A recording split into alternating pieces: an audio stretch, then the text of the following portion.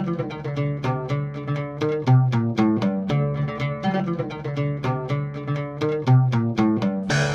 welcome to Sci-Fi Christian. I'm Ben DeBono. And I'm Ben Kirkwald. And here we are to talk about Game of Thrones Season 5, Episode 2, The House of Black and White. Yes. Yeah, so we were just talking a little bit off air, and we'll avoid spoilers for not book readers, of course, as we always try and do. Mm-hmm. Sometimes not as perfectly as some of you would like, but hey, you know, what do you expect? Nobody's perfect, but what we were just talking about is that, you know, it's getting increasingly hard to figure out what is and isn't a spoiler, because we're both increasingly moving out of book territory, and also kind of wondering, well, you know, with a lot of events they're skipping over, is that actually a spoiler for only show viewers anymore? Because it seems like there's a lot of stuff from the books that they've skipped over that we're not even going to get to. Right. And we don't know if, I mean, there's several things that they could bring back in later. Right. And I mean, there's still things like, well, maybe it didn't happen now, but it could still happen later. So we're going to tread carefully tonight. Right. Well, we'll obviously be on the side of caution, but if you're a book reader, you know exactly what we're talking about, that things are getting very peculiar. Yes. Where all along there have been minor changes here and there. Well, we are well off the reservation at this point on several storylines. Not in Kansas anymore, not in the United States anymore. Yeah, not even on planet Earth anymore. But first, we're both smoking this, what is it called? I don't even remember what it's called. The same one we were last week. Old Shenandoah yes. Barrel 76. We ran out of Cult, unfortunately. That Blood Red Moon stuff we had last time. I think I had the last of it last week. I have to get some more of that. That's a good tobacco. And then we're drinking this Fire and Blood Red Ale. So this was the Game of Thrones beer released a year ago in the spring. They do a spring one and a fall one. This is the 2014 spring one. What were your thoughts on this when you first had it? I don't remember. I could go back and watch the YouTube There video. you go. I believe it was like episode 2 of last season. Yeah. I think we had it. So, you know, if you want to know Ben's thoughts, you go back and a little homework. I was disappointed by this one. This is probably my least favorite of the beers they've done. I remember thinking it was not as good as Take the Black. Yeah. But which I still have a bottle of, by the way. Well, 5 years aged. No, I told you, didn't I? The series finale is when we're going to open the last bottle of Take the Black. It's awful. It's a stout. I mean, stouts age well. All right, that's fine. Yeah. So we'll open my bottle of Take the Black Stout on the finale, and yeah, we'll hope for the best. But this was bottled on, I wrote a little label here, February 17th, 2014. So it's aged a year. And this could honestly, it's a red ale. This could go either way. This could age well, or this could have gotten worse in the last year. It's really a toss-up with this type of stuff. Well, let's see how this cork goes first. I'm kind of excited. After last week's cork incident. That was fun. Right. It's been a fun week for beers for you. That's right. I had my home brew, and so earlier today, well, I've never had this happen before, but if you know, sometimes if things go wrong when you bottle a home brew, like the carbonation can keep building and building and building, and it becomes a bomb. So I've had like these bottles sitting here for the last month. Well, they're not there anymore because they exploded. But yeah, today I was sitting at my desk working, and all of a sudden I hear what sounds like a gunshot. Like it actually was as loud as a gun. My ears were ringing afterwards, and a couple of my bottled beers had exploded. So we're gonna hope for better luck here. Well, that's positively disappointing after last week. All right. Fire and Blood, red ale, aged 1 year plus. Oh my. You gotta not pour Now, it in the middle. this has, I haven't convinced you on that. Well, you've got to read the book. Tasting Beer, whatever the guy's name was. He convinced me. Alright, anyways. But yeah, so this actually has chilies in it or something like that. That's right. I remember last year we were talking about the Cerveza compared to this, were we not? Yeah, that'll be next week. Yes. Week 3 is Cerveza week, I believe. Mm-hmm.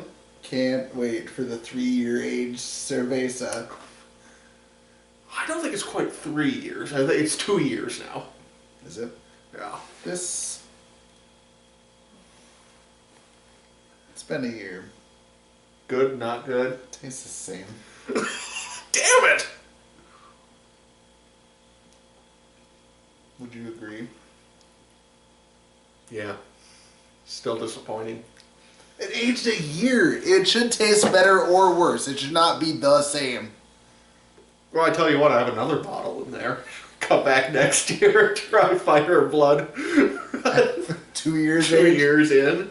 We already have to have the cerveza next week. Maybe I should take it out of the fridge. Stuff ages faster out of the fridge. Oh, God. Yeah, but if it gets bad, that's gonna be. By the way, I don't know. It tastes the Senor Cerveza has not been in the fridge. So great. I'm so excited. we're gonna Next week is gonna be I mean, great. if you don't know what we're talking about, well, we'll cover it more next week. But essentially, when I'm a much more experienced home brewer now. I have a 20-gallon kettle right over there. So I do all grain brewing, and I do the advanced stuff now. But when I first started, I got a Mr. Beer kit, and one of the recipes I had was a Mexican spicy cerveza. It was awful. It was one of the worst beers I've ever had. Well, I still have bottles because I wasn't inclined to finish it, as you can imagine. Every year. We pull one out, I yeah. think it's been every year episode. I might still have some of my Oktoberfest Mr. Beer, too. Let's hope so. God. All right, so Anyways. House of Black and White. Was not very House of Black and White. No, only a little bit there, but well, we'll get to that more. Maybe do you want to end with Arya? Because that seemed to be the big conclusion of the episode, even though it ended with Dany. Yeah, that's fine. We can, Okay, so let's start out with the storyline where it seems... let's start off with the opening sequence. What was the opening sequence? Where we saw Arya? Winterfell. Oh, you're right, the opening credits. So yeah, if you didn't catch this, Winterfell, the graphic is completely the same except for one small detail. And that is that you can see... The flayed man. The flayed man, the Bolton Of house. Bolton, yes. So if you didn't catch that in the opening credits, go back and look. But if you were wondering, we haven't really seen House Bolton so far this year. Still didn't see Theon today. And they are, at least according to the opening credits, thoroughly ensconced at Winterfell. Mm-hmm. So a nice, interesting touch. I was disappointed, though, that speaking of the opening credits, that we didn't have Dorne on the opening credits. Yes. Yeah. I was severely disappointed. Yeah, we didn't have much Dorne in this episode either, but we'll get to that. So, Brienne, this was very interesting. Now, I don't consider this a spoiler to say that none of what we saw in this episode was in the books. So, you were just reminding me that there is one scene that chronologically comes later for Brienne in the books than what we saw today. But this whole sequence of her meeting up with Littlefinger and finding Sansa and now being able to account for both Stark girls and essentially having failed at her mission is not in the books. Right. She doesn't find either of them in the books. No, she doesn't. Though the Arya one at least is closer. That to me... She could, it's possible she could have. This one felt like a stretch today. Well, it certainly felt like we were in very different territory than maybe what we were expecting. For starters, Sansa very much chose sides in this episode. If there was any doubt that she was not, if you thought she's only with Littlefinger because of necessity, think again. She is in his corner 100% of the way. And... even as Brienne comes along and says, your mom sent me to rescue you and all that, no, I'm not going with you. So that is beyond, at least in Sansa's storyline, we are into uncharted territory. So, maybe for the first time in our conversations about Game of Thrones, what did you think of that plot twist that you had never seen before and completely goes into new territory for the story? I think it cements Sansa's line.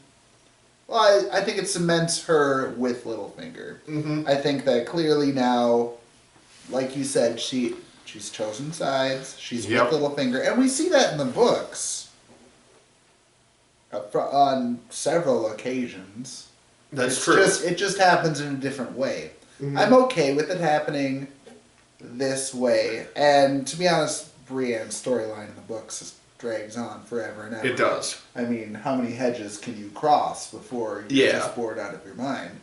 So I felt like storyline picked up a little bit here. I feel like we had talked about off air here how Littlefinger may be replacing some other things in here, which is totally fine. Right. And yeah, I'm interested to see where they take it from here. I don't know. I mean, I guess I've always been curious as to where the storyline goes. Whether or not they've talked to George R. R. Martin, I'd be interested. That's the real wild card, isn't it? Yeah. And so, if the book is different, great. That's fine. Down the road. And this'll just...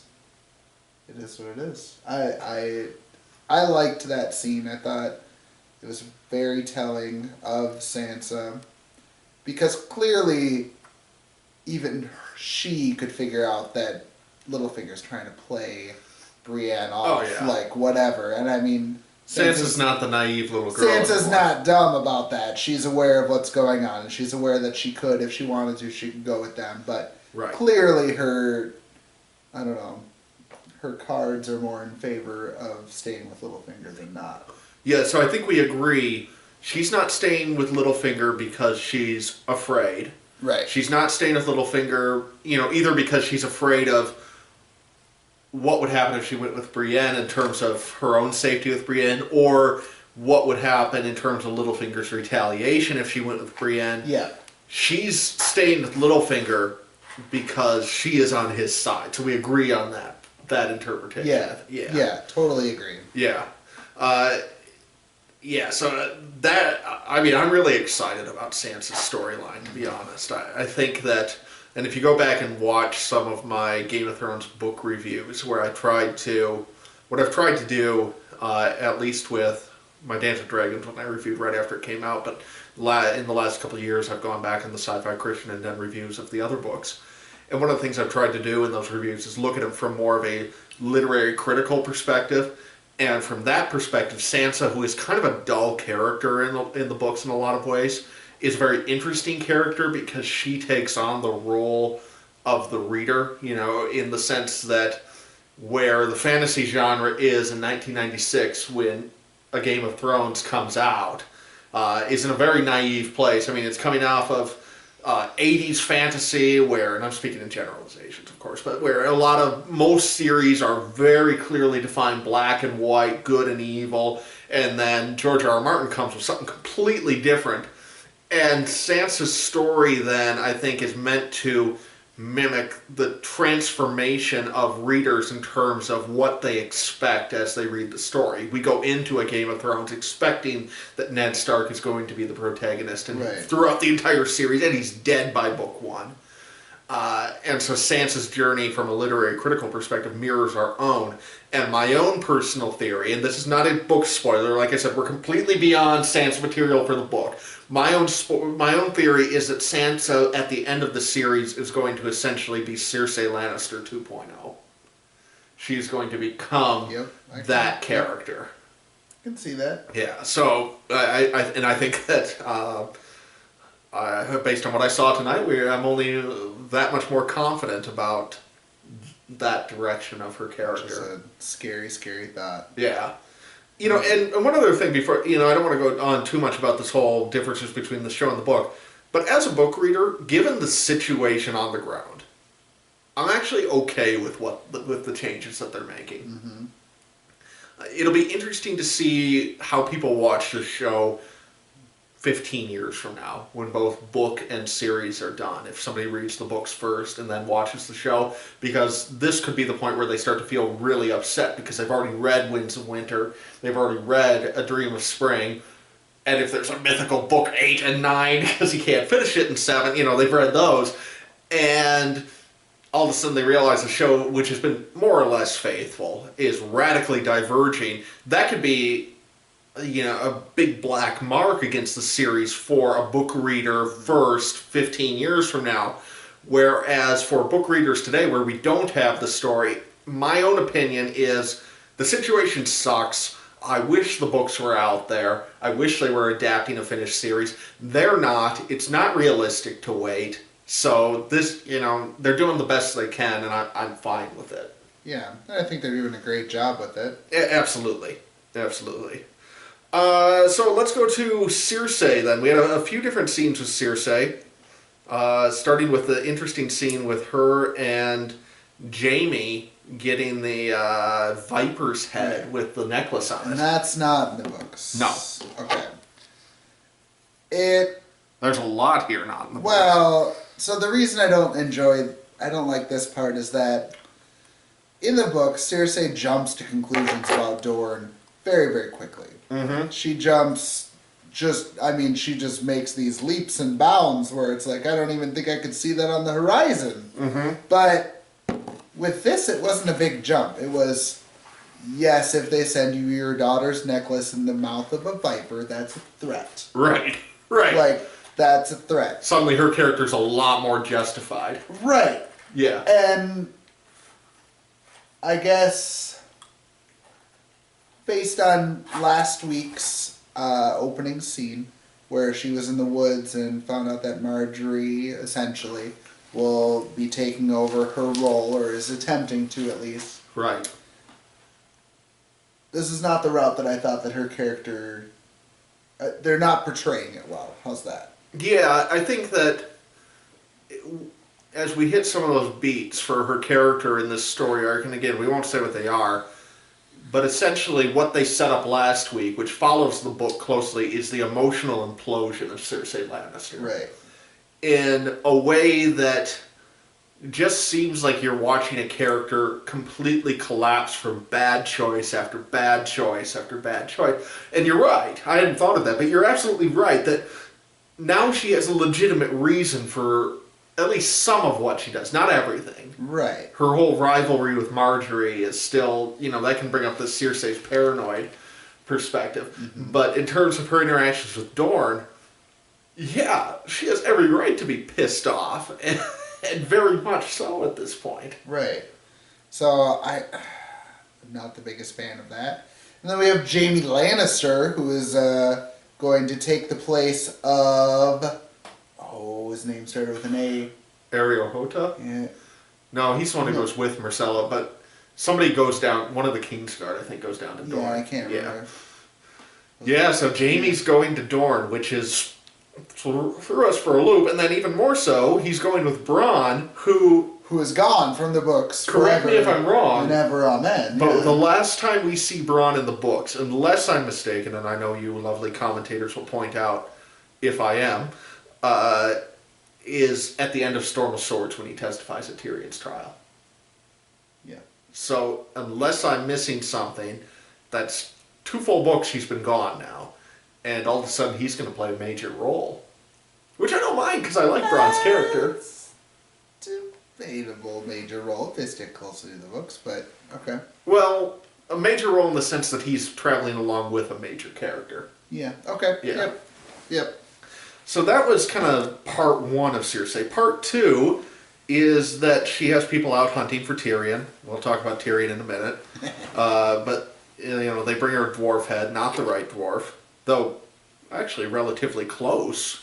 Yeah, like... They got the hair right. First, yeah, like when it was laying on there first, I was like, these idiots. Like, but then as I looked at it, I was like, it's pretty close. So not the right head, but... Let no things go to waste. Waste no part of the buffalo. Qyburn, everyone's favorite, not anymore maester, would like to keep the dwarf head for a second. Book readers, if you go back to that scene and look to your right, you will see what's called an Easter egg. You will see something under a cloth. We're not going to say anything more than that, and I didn't catch it. Ben caught it. But there is something under a cloth in that scene. If you are a book reader, you should be able to figure it out. If you are a show viewer, you might be able to figure it out too. We're not going to say anything else, but it would appear that while they are cutting book storylines left and right, one very interesting storyline is going to stick around. Which I love. And we won't say anything more than that. Qyburn also got a promotion in the small Lucky council guy. scene, which might have been my favorite scene in this episode. I love the small council scene. Mm-hmm. You know, because you have Mace Tyrell who starts to kind of stand up to Cersei, and then, oh, you get a promotion. Oh, that's just wonderful. You know, and then you have Grand Maester Pycelle, who she walks all over and everything, and then you have Kevin Lannister just goes off on her, which I love. That was great. You know, it was different from the books. In the books, he gets offered to be the hand of the king. Right. Turns it down in essentially the same manner. Yeah. And decides to go back to Casterly Rock, which is fine. And he did it in it's the exact same scene here, so I was just fine with it. And I like this better, where he stood up to her in front of everyone instead of in private, like it is in the book. Yeah, he kind of pulls her aside in the books. Yeah. Yeah. So that was great. And you guys in the comments said that Kevin Lannister is apparently played by the same actor. I'll take your word for it. I didn't double check that. Lost 50 pounds. Yeah, he doesn't look at all the same to me. But, you know, fair enough. I haven't gone back and rewatched season 1 recently. So, but yeah, he didn't look at all the same to me. But if you guys say so, we'll take your word for it. Let's see. Anything else with Cersei? I don't think so.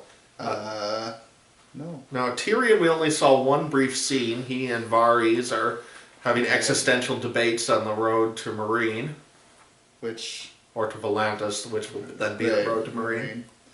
It'll be, I hope they have one more just fantastic debate like they had last episode. Mm-hmm. Where it's just, because those are my two favorite actors. Yeah, they're great. Right now in the, they're the two best monologuers. Yeah. In the show. You could make a case for Littlefinger as well with his The Climb monologue, which was fantastic. But I'm just hoping for just one more here. On their road to Volantis. I think it would be awesome. That's why I didn't mind the scene. I think that had it been most other characters, it would have felt like just a pointless scene. But what they were talking about was interesting, not from a plot perspective, but what they were talking about was, you know, they get this whole existential, political, philosophical debate going on. Right. So I liked it. I wouldn't blame people who didn't, because again, nothing happened in that scene. It just served to remind us that they're on the road. Right. But it was interesting to listen to. All right. We'll talk about Meereen, where we have the Sons of the Harpy are still killing people. Right. I like the whole conversation between... Oh, I'm going to blank on his name. Damn it. Barristan? Yeah. Yeah. And... I got to read the books again. That takes forever. Every year you have to read books 4 and 5 over and over. No! Until Jar comes out with the 6th book. Yeah. But anyway, I like the conversation between those two and about the Mad King. I thought that was a fun bit of backstory to get into. Yeah, that was fantastic. Mm-hmm. I mean, I don't know that... She's never really heard about her father in any other context than he was the king and now you're supposed to be the king. Right. And... hearing your father was a bad king and he was crazy and it's okay that he went away, but now you are the only one left who really deserves the throne at this point. And Barristan totally believes that. And do you remember the part of that conversation in the books had an interesting element where he talks about how he didn't... You know, when he first encountered her after he leaves King's Landing, he didn't approach her right away. He sat and watched her to see if she was crazy too. Yes. Yeah, which I thought was an interesting dynamic, and I wish I would have maybe included some of that too. You know, Dany's stuff in Meereen is not my favorite part of the story. In either the books or the show. It goes on too long, probably in both cases. It's, you know, makes... It's only been there like 5 episodes. Yeah, I know. It just feels longer. However, even though I'm not crazy about that part of the plot, in part because it makes Dany, who has been a wonderful character up to this point, pretty unlikable in a lot of ways. It's not fun to just watch her, screw up and make bonehead decision after bonehead decision. Mm-hmm. On the other hand, one of the big themes of the story in general, and of books 4 and 5, or of season 4 and 5 in particular, is this idea that there's a huge difference between conquering and ruling. Yes. And that's the whole idea of what went wrong with Robert Baratheon. He was a brilliant conqueror and a terrible king. It's also a theme that emerges with the Lannisters. I think, they beat everyone. Right. Stannis, Renly, the Starks, they're all done. And yet Cersei's a terrible ruler. The Lannisters struggle then to hold on to power, to be effective with it. And so I find that a very interesting theme, and I thought that came through really well tonight with Dany's storyline. Yeah. And I think I've always felt, as have every single book reader and all of the show watchers too, and there's nothing to spoil, but Meereen is clearly a stopping point for her on her way to Westeros. Right. Clearly has to be. And I think that Meereen is this, it's like, to me, this is where she's working all the kinks out in order to come to Westeros and rule effectively. Absolutely. And you have to go through all these learning curves, and luckily for her, she's getting to do it in Meereen, which... Yeah.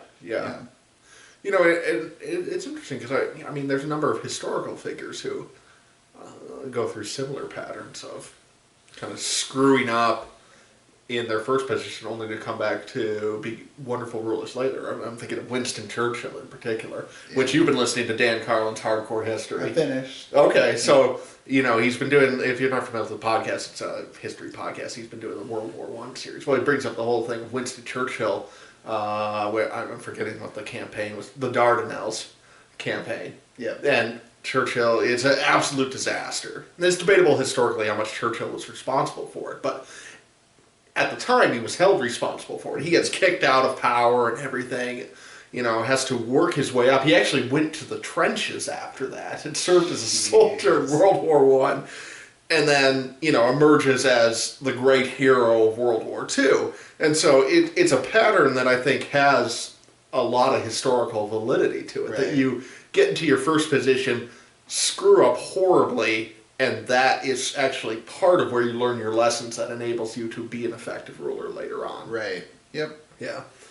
All right, so we have Arya and then Up at the Wall. Which one do you want to finish with? Let's finish with Up at the Wall. All right, so Arya shows up at the House of Black and White. It's not allowed in. She recites her name, throws the coin in the river, beheads a pigeon, and then, guess who it is? Jagan Hagar. Right. You did not sound thrilled by this twist. I guess, in the books, the character played by him in the House of Black and White, when she gets there, is literally a faceless guy, literally a skull. Right. And so, I guess, and book readers have always, it could be him, it could be Syrio, it could be... Who is it? It could be a million different people. And I guess I enjoyed the mystery of it, and I wish that the show watchers could enjoy the mystery of it a little bit. Right. And could it not be him? Sure. I mean, the person could just rip off their face and be a skull, and it could be whoever, right? I mean, face changer can be whoever they want to be. But revealing Jake and her, I guess for pure show watchers, this is now interesting to them. Mm-hmm. This makes it much more interesting. To me, the mystery of it is going to make it much more interesting. And here is one of those very fun book show moments that we were talking about, I think, is that in the books, we don't know who he is. Right. And this is where it gets interesting because depending on how much they are taking these divergences from George R. R. Martin, from his notes of what's to come. Right. They could have just spoiled the book for us. Or they could have just decided for the sake of convenience to make him Jagan Hagar. So there's no guarantee for us as book readers that the guy in the House of Black and White is actually Jagan Hagar. Right. But he is on the show. So but he's there. That's what's going to be interesting. And I think book readers, we just got to embrace it. It's, we've reveled in it for 5 years now, and we don't get to know anymore. No. All right. So that beheading of the pigeon, though, that's right. She is crazy. And she is prepared to fight those three guys. You know what I noticed? I don't know if anybody, I'm sure most people caught it, but just maybe didn't realize it, is that there was zero emotion on her face for the entire episode. Mm-hmm. And it was completely intentional. Yeah. From the very first scene, her just staring up, unwavering eyes. Yep. Zero expression on her face. When she gets there, we see a little bit of emotion at the door, but that's it. Yeah. And then when she's going to fight those guys, there's no fear. There's no anxiety over the situation at all. It is, this is what it is. You're all going to die right now. And that's, Arya's going to a very dark place. Yes. Because I think that you're right. Part of what's going through her mind is you're all going to die right now, but I think she also doesn't care if she dies at this point. She's like, if I die, great, but somebody's going down with me. Exactly. Which is almost her father's attitude at that point. Oh, but she's in a way darker. Wow. Well, I think the difference maybe is that she doesn't have any of the emotional ties that Ned does.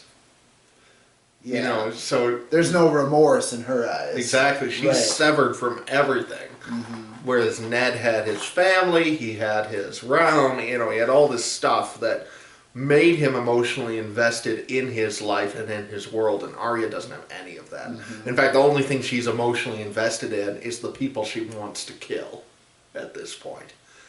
If she has a reason for living, it's that.